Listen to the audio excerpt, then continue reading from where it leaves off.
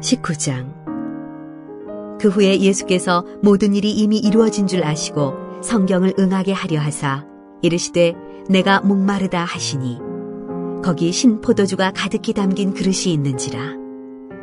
사람들이 신포도주를 적신 해면을 우슬초에 메어 예수의 입에 대니 예수께서 신포도주를 받으신 후에 이르시되 다 이루었다 하시고 머리를 숙이니 영원히 떠나가시니라. 이날은 준비일이라 유대인들은 그 안식일이 큰 날이므로 그 안식일에 시체들을 십자가에 두지 아니하려 하여 빌라도에게 그들의 다리를 꺾어 시체를 치워달라 하니 군인들이 가서 예수와 함께 못 박힌 첫째 사람과 또 그 다른 사람의 다리를 꺾고 예수께 이르러서는 이미 죽으신 것을 보고 다리를 꺾지 아니하고 그중 한 군인이 창으로 옆구리를 찌르니 곧 피와 물이 나오더라.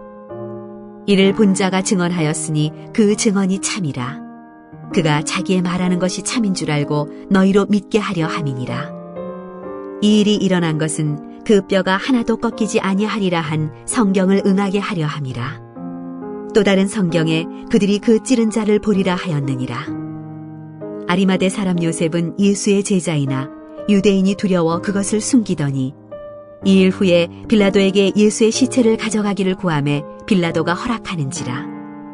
이에 가서 예수의 시체를 가져가니라.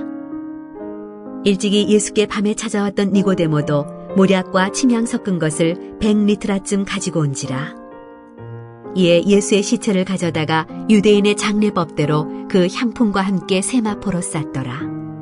예수께서 십자가에 못 박히신 곳에 동산이 있고 동산 안에 아직 사람을 장사한 일이 없는 새 무덤이 있는지라.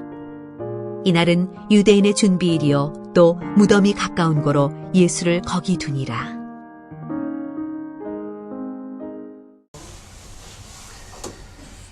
오늘은 고난주간 다섯째 날입니다.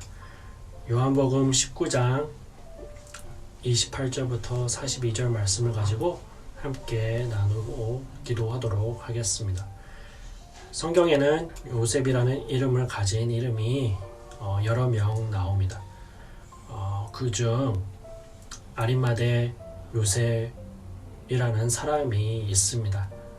오늘은 그 아리마대 요셉의 변화와 예수님의 십자가 사건에 대해서 그 관계에 대해서 한번 살펴보도록 하겠습니다.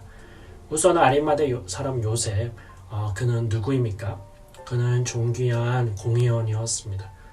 오늘날에 비하면 집권 여당의 중요 당직자 중 한 사람인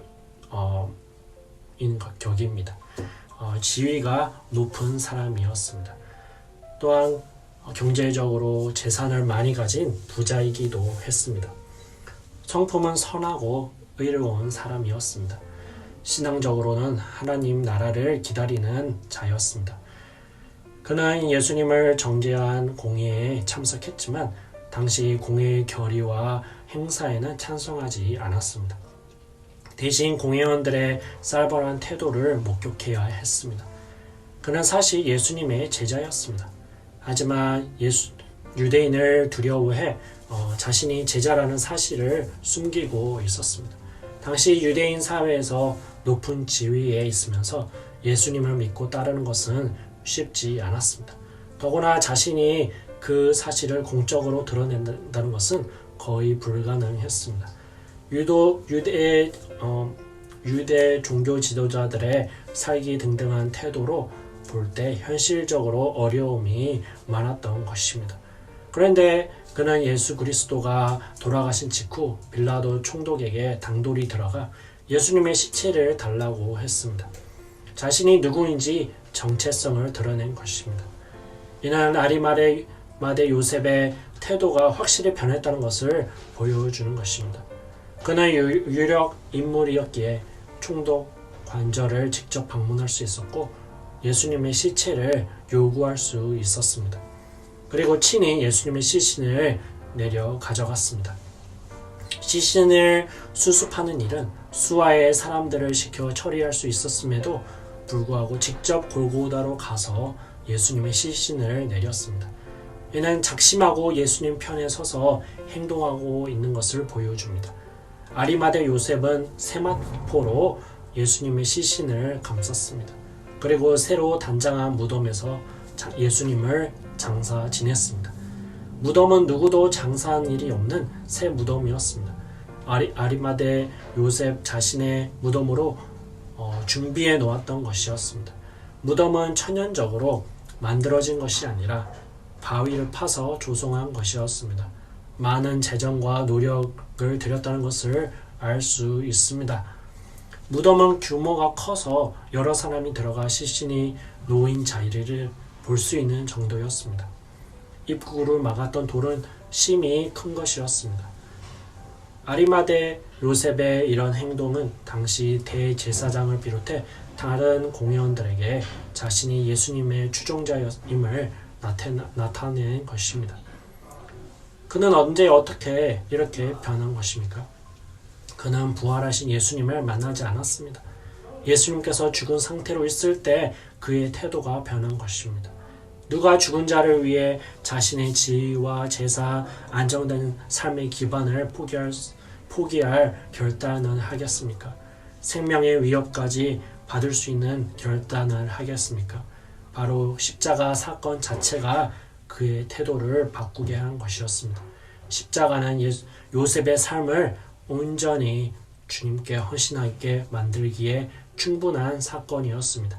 십자가 은혜를 깨닫는 자는 더 이상 자신을 위해 살지 않습니다. 우리도 주님을 위해 주님께 온전히 헌신을 드리는 우리 모두 성도들이 되길 주님의 이름으로 축원드립니다. 함께 말씀을 가지고 같이 기도하도록 하겠습니다.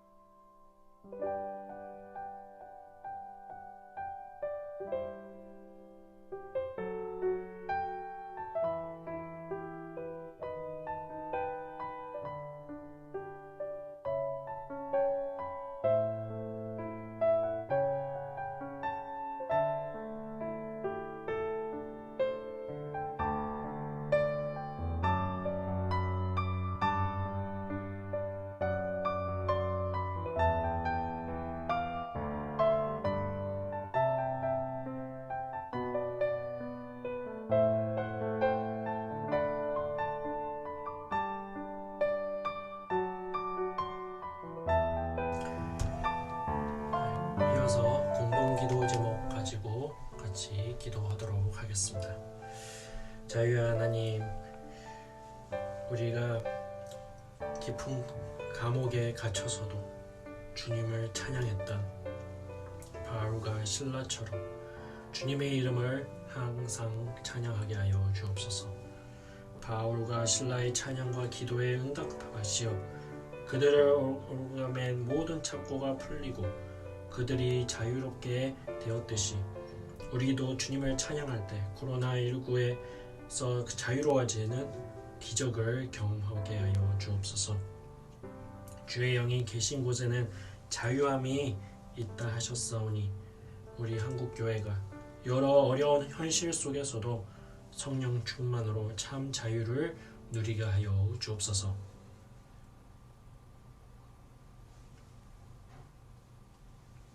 기도하겠습니다. 사랑의 주님, 은혜를 감사합니다. 주님이 십자가의 피 흘리심으로 구원을 받았으나 아직 여전히 악인의 꾀를 쫓아 오만한 죄인의 자리에 앉아있는 우리의 허물과 죄를 불쌍히 여겨 주옵소서. 십자가를 기억하며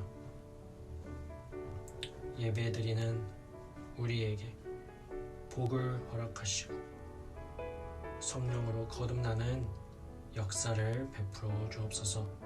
말씀을 통해 영안이 열려 분별케 하여 주시고 참으로 주님을 기쁘시게 하는 온전한 믿음을 충만히 내려 주옵소서. 오늘 하루도 아리마대 요셉처럼 살아가며 또 헌신하는 주님께 모든 영광 올려드리는 우리 모든 성도들 되도록 주여 도와주옵소서. 모든 것 예수님 이름으로 기도드리옵나이다. 아멘.